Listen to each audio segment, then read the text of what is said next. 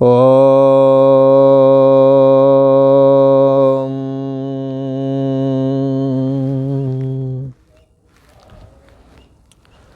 श्री योग वासिष्ठ के उपसम प्रकरण में श्री वशिष्ठ जी महाराज बोले, हे राम जी,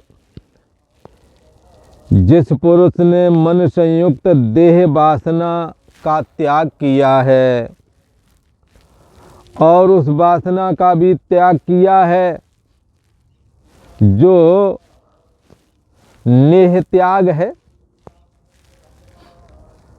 तो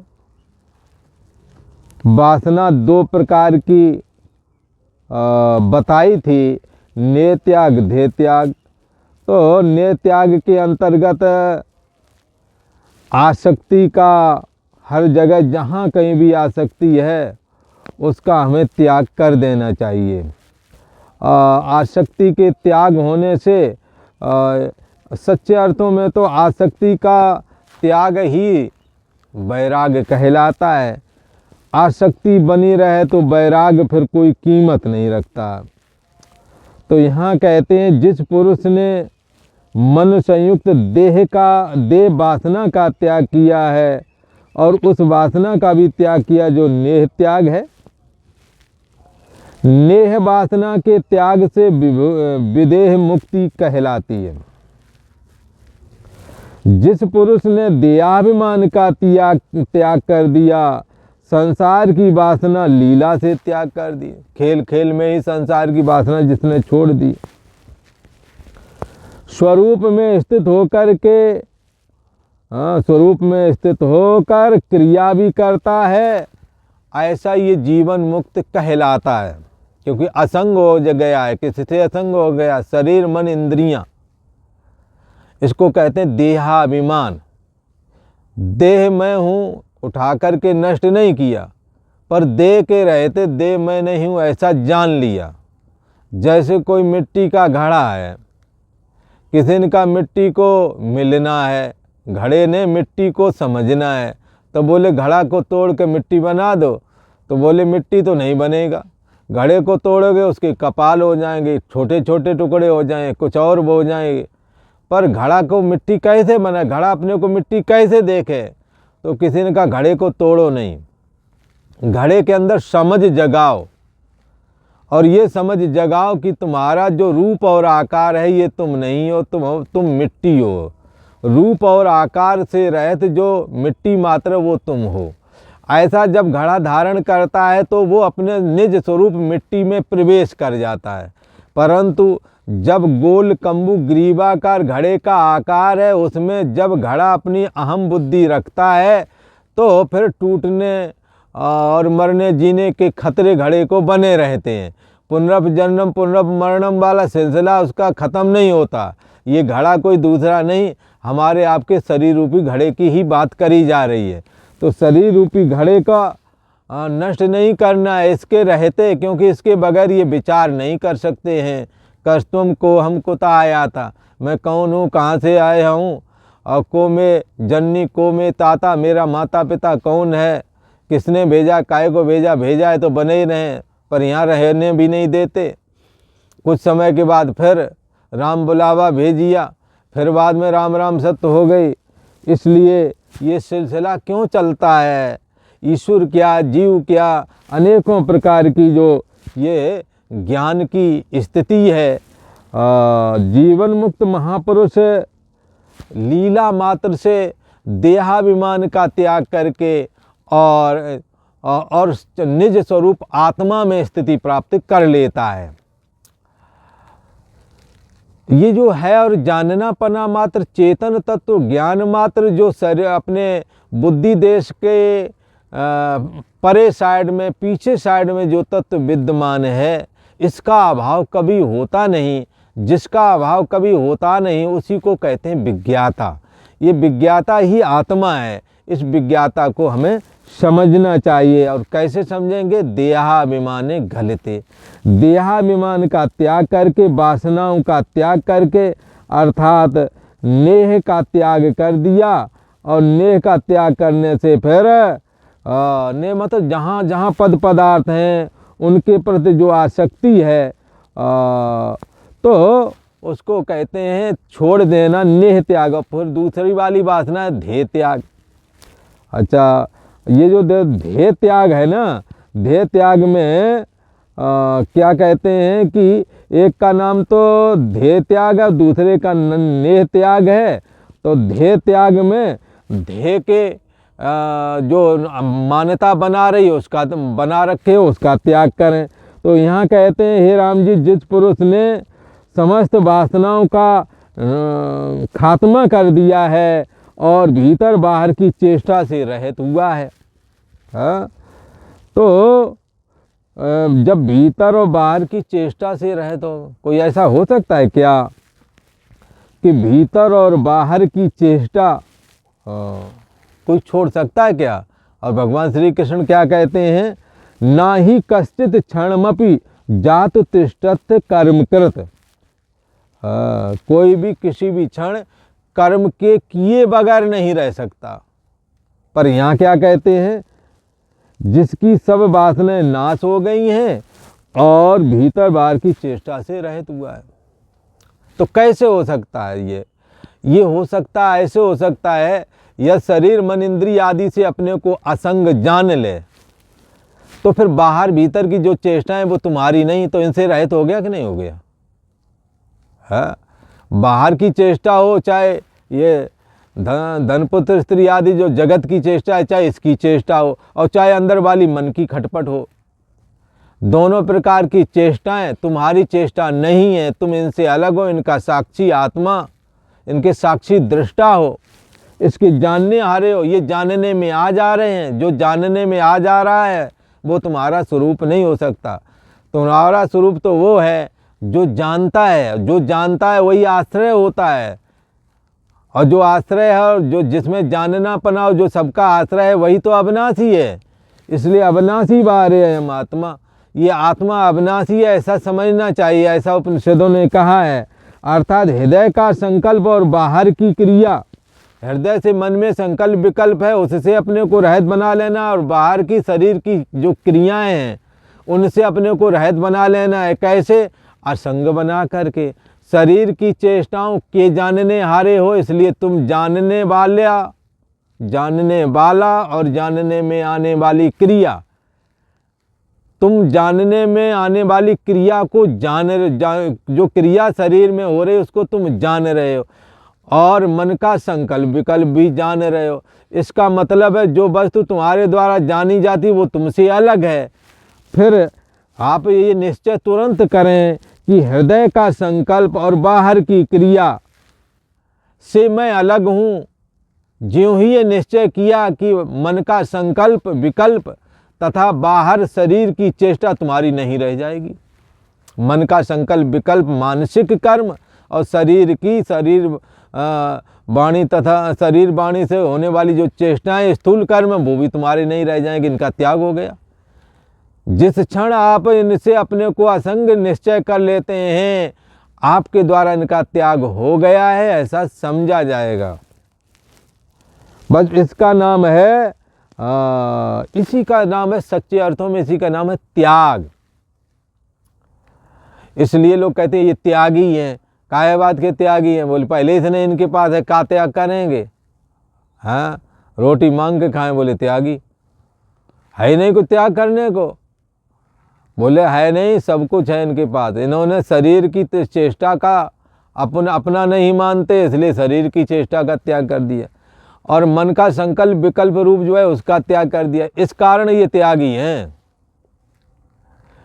शरीर एक जगह एक कहावत कहते हैं, कंचन तजना सहज है।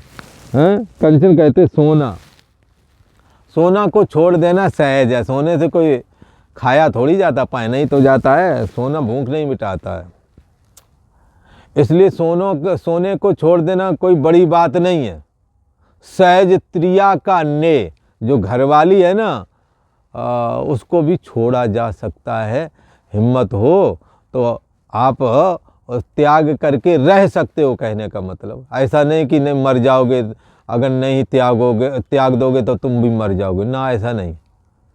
त्याग किया जा सकता है, सोने का भी त्याग किया जा सकता है, पर मान बढ़ाई और ईर्ष्या, जो ये घर में घरवाली छोड़ के आए हैं, सोना जमीन जायदाद छोड़ के आए हैं, निंदा चुगली नहीं छोड़ पाते हैं। मान बढ़ाई और ईर्ष्या, मान की चाहना, हमारे बड़प्पन बना रहे। कई लोगों का झगड़ा ही इतना, बोले हमें, बोले वो जो दादाजी है ना, वो नाराज़ क्यों चल रहे हैं तुमसे। अरे वो नाराज़ तो कोई बात तो नहीं है, तो बढ़िया सब बात ठीक है, पर क्या है कि शादी विवाह में थोड़ा उनको पूछ नहीं पाए, उनका आगे पूछताछ के जो पान पत्ता और जो वगैरह जो दिया जाता है ना सत्कार, वो नहीं हो पाया, बस इसी बात की नाराज़। बोले इन्हें कहा चाहिए, बोले पैसा तो इनके पास पेंशन एक बहुत है और सारी प्रॉपर्टी तो इन्हीं गए चाहिए। बोले धन की ज़रूरत, बोले ना धन की नहीं, इन्हें मान चाहिए। तो मान बढ़ाई, बड़प्पन बना रहे, छाती जलती है दूसरे की उन्नति देख करके, ये ईर्ष्या। इसलिए इसका त्याग करना बड़ा कठिन है। त्यागी वो है जो शरीर, मन और इंद्रियों की चेष्टा से अपने को असंग बना लेता है और मन की संकल्प विकल्पात्मक वृत्ति से भी अपने को रहित जान लेता है। इस ऐसा जो जानने आ रहा है उसका नाम है त्याग। और ऐसा ही पुरुष जो बाहर की क्रिया और मन की संकल्प का त्याग करते हैं, ऐसे लोगों को तुम विदेह मुक्त जानो। देह के रहते देह से रहित हैं, ये विदेह मुक्त हैं। जिसने ध्येय वासना का त्याग किया है, ध्येय वासना क्या, मैं करता हूँ, मैंने किया, मैं भोगूंगा। तो ध्येय वासना का जिसने त्याग किया है और लीला करके करता हुआ स्थित है, कर्तृत्वपन, करतापना, कोई भी कर्म करता है तो ये बोलता तो वो भी है मैंने किया, मैं भोगूंगा, पर अंदर से कर्तापन को तोड़ दिया है। हाँ, तो अंदर में कर्तापन नहीं रहने दिया। तो यहाँ कहते हैं लीला करके करता हुआ स्थित है। हाँ, करता हुआ लीला कर रहा था, ड्रामा कर रहा है, करता हुआ भी करने का अभिमान नहीं लेता, इसलिए हर एक चेष्टा उसकी लीला हो जा रही है। जिसने ध्येय वासना का त्याग किया है, लीला करके करता हुआ स्थित है, वह जीवन मुक्त महापुरुष राजा जनक के समान है। क्योंकि राजा जनक ने अंदर से समस्त कामनाओं का त्याग कर दिया था और परम तत्व परमात्मा में उन्होंने स्थिति थी और वो घर गृहस्थी के जीवन में अपने को क्रियाशील रखते थे, सारे कर्मों को करते थे, पर शरीर मन इंद्री की चेष्टा से और मन की संकल्प विकल्पात्मक चेष्टा से अपने को अलग जानते थे। इसलिए मन का किया जाने वाला संकल्प विकल्प रूप चेष्टा और शरीर के द्वारा किए जाने वाली चेष्टा को वो अपना नहीं जानते थे। इसलिए देहाभिमान से रहित होने की वजह से, देह के रहते देह के अभिमान से रहित, देह मैं हूँ ऐसे अभिमान से रहित थे। इसलिए राजा जनक को विदेह कहते हैं। देह के रहते देह से रहित भाव में सदा स्थित रहने वाले थे। तो ये कहते लीला करके करता हुआ स्थित है, वह जीवन मुक्त महापुरुष राजा जनक के समान सब कुछ करता हुआ भी अकर्ता बना रहता है। जिसने नेह वासना त्यागी है और उपशम हो गया है, मन और इंद्रियों को जिसने रोक लिया है, विषयों में जाने से रोक रखा है, वह विदेह मुक्त होकर के परम तत्व में स्थित हो जाता है। जिसने नेह वासना त्यागी और मन का उपशम कर लिया, मन को विषयों में नहीं जाने देता है, वह विदेह मुक्त होकर के यानी देहाभिमान से रहित होकर के शुद्ध चैतन्य सत्ता आत्मा में स्थित होकर के वो परम ब्रह्म परमात्मा में सदा स्थित रहता है। उसी को कहा है कि मन और इंद्रियों का निग्रह कर लिया और विदेह मुक्त होकर के परमात्मा में स्थित हो गया। देहाभिमान का भी चक्कर खत्म, सोने जागने वाली चेतना, जीव चेतना वाला चक्कर भी खत्म, देह वाला चक्कर खत्म, मानसिक कर्म मन वाला संकल्प विकल्प भी खत्म। तो यहाँ कहते हैं कि फिर वो क्या होता है, विदेह मुक्त हो गया। विदेह मुक्त होकर के कहाँ गया, परमात्मा से प्रकट होने वाला ये जीवात्मा रूपाभास परमात्मा में लीन हो जाता है, परम तत्व में। राम जी परात्पर जिसको कहते हैं वही होता है। हाँ? परात्पर कौन होता है? साक्षी आत्मा। तो परात्पर जिसको कहते हैं वही होता है। हे राघव, इन दोनों वासनाओं को त्याग कर ब्रह्म में जो स्थित हो जाता है वो विगत ज्वर संताप रहित हो जाता है। हाँ, उत्तम पुरुष दोनों मुक्त स्वरूप हैं। ध्येय वासना और नेह वासना, इन दोनों वासनाओं को त्याग करने वाले उत्तम पुरुष हैं। ये कैसे हैं? इन दोनों ने वासनाओं का त्याग करके ब्रह्म में स्थिति प्राप्त की है। वे विगत संताप उत्तम पुरुष दोनों मुक्त स्वरूप हैं, निर्मल पद आत्मा में स्थित होते हैं। हे राम जी, एक की देह स्फुरण रूप होती है तो दूसरे की आस्फुरण रूप होती है। यह विदोह मुक्त रूप देह में स्थित होता है। यह विदोह मुक्त रूप देह में, ये विदेह मुक्त रूप आत्मा का विदेह मुक्त स्वरूप कौन है? आत्मा है। इसकी स्थिति कहाँ है? यहाँ देह में ही इंगित करते हैं। और क्रिया कर्ता संताप से रहित जीवन मुक्त ज्ञान को धारता है। जीवन मुक्त का ज्ञान क्या है? और जानना पना मात्र, ज्ञान मात्र जो स्वरूप आत्मा है, ज्ञान मात्र स्वरूप जो आत्मा है, उसका क्रिया कर्ता हुआ भी शरीर मन इंद्रिय आदि से क्रिया करने के साथ में क्रिया हो रही है, पर क्रिया से अपने को रहित जानने की वजह से जीवन मुक्त ज्ञान को वो धारण करता है। फिर दूसरी देह के त्याग के विदेह पद में स्थित होता है। उसके साथ वासना और दोनों ही नहीं भासते, इससे बुद्धि मुक्त कहलाता है। हे राम जी, जीवन मुक्त के हृदय में वासना का त्याग है और वो बाहर क्रिया करता नजर भी आता है, पर अंदर से सदा संग है। जैसे समय से सुख दुख प्राप्त होता है, तैसे ही वह निरंतर राग द्वेष से रहित होकर के समस्त संसार में विचरण करता है और कहीं भी आसक्ति से बंधता नहीं है। बाहर भीतर एक हो जाने, बाहर में जो चैतन्य सत्ता है और जो अंतर में चैतन्य सत्ता है, ये चैतन्य सत्ता दोनों में एक ही है। समय से सुख दुख प्राप्त होते हैं, तैसे निरंतर राग द्वेष से रहित होकर के ये जीवन मुक्त महापुरुष संसार में विचरण करता है, पर कहीं भी आसक्ति नहीं रखता। और क्या करता है? सुख दुख, सुख में ये हर्ष नहीं करता, दुख में शोक नहीं करता। चैतन्य सत्ता आत्मा में विश्रांति लाभ प्राप्त किया है, दुख को भी पचा गया और सुख को भी पचा गया। दुख में दुख रूना रोने नहीं कहीं गया और सुख में इतराया नहीं। जो दुख में दुख नहीं माने बैरी मीत समान। जो दुख में दुख नहीं मानता है और शत्रु और मित्र दोनों में समरूप परम तत्व परमात्मा को देख रहा है, तो क्या कह रहे हैं? सुख में हर्ष नहीं और दुख में शोक नहीं करता है। ऐसा यदि कहीं प्राप्त हो जाए संत महापुरुष तो जीवन मुक्त है, ऐसा समझना चाहिए। जिस पुरुष ने संसार के इष्ट अनिष्ट पदार्थों की इच्छा का ही त्याग कर दिया, सो सब कार्य में सुषुप्ति की नए अचल वृत्ति आत्मा में स्थिति प्राप्त कर लिया है उसने। क्यों? क्योंकि सब कार्य में इष्ट अनिष्ट के पदार्थों की इच्छा ही छोड़ दी है उसने। अच्छा, और फिर क्या? सो सब कार्य, सारे कार्य सुषुप्ति की तरह, अर्थात कर्तापन हृदय में रह नहीं गया।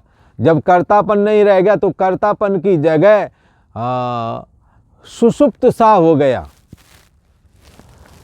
और अचल वृत्ति, अहम आत्मा गुडाकेश में आत्मा में ब्रह्मो, ऐसी अचल वृत्ति जो है ना, वह उसी में स्थित हो गया। वह जीवन मुक्त कहता है। ऐसा पुरुष जीवन मुक्त कहा जाता है। इसलिए हमने इष्ट अनिष्ट पदार्थों में अपने को कर्तापन से रहित बना करके सम बना लेना है, क्योंकि ब्रह्म निर्दोष और सम है। अगर हम अपने मन को निर्दोष और सम बना सकें तो निश्चय करके ही जीवन मुक्त महापुरुषों की जो स्थिति है उस स्थिति को हम भी प्राप्त कर सकते हैं। और आज इतना ही। वीडियो अच्छा लगे तो लाइक करें, शेयर करें, सब्सक्राइब करें तथा बेल आइकन को भी हमें दबा कर के रखें। ओ